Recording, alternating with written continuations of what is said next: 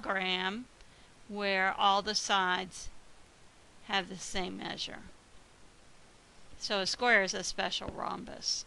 The sum of the angles of a triangle is 180 degrees. We mentioned that earlier. And finally, let me get my picture here so I can duplicate it fairly close to what I have printed in the notes. All right, if we have triangle ABC, and we have a line extending from C out to D, the angle out here is called the exterior angle.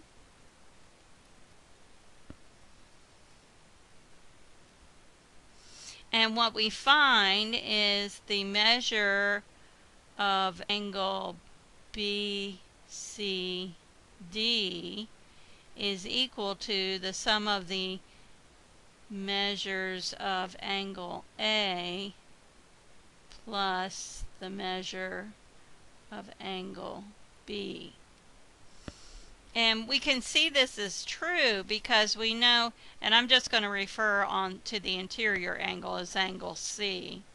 We know the measure of angle A plus the measure of angle B plus the measure of angle C is 180.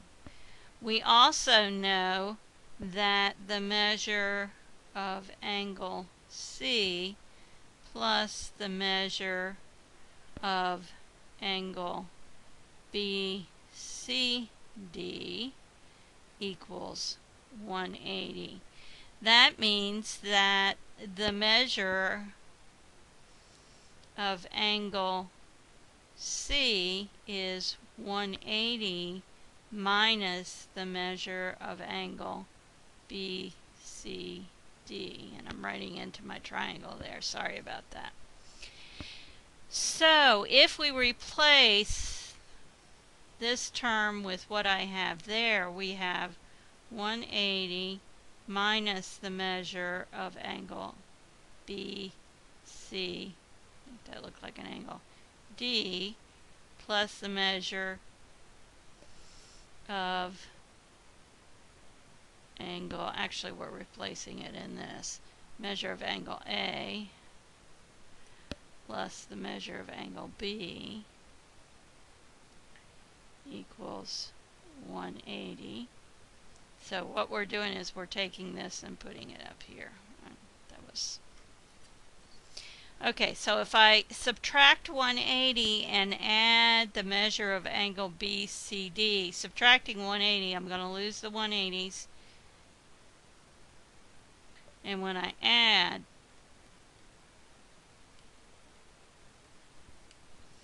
I get the measure of angle BCD.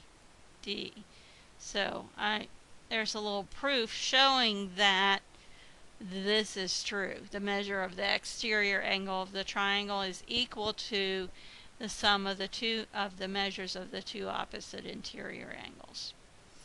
And finally, the definition of a circle, and I'm not quite sure why they stuck this in here, but anyway, it's a set of points equidistant from a given point. So this would be the center of the circle, and out here we have the points on the circle.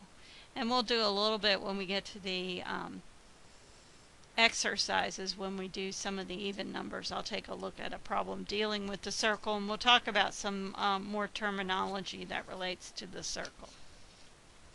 Okay, so the next thing you want to do is watch the sample problems for section 9.2.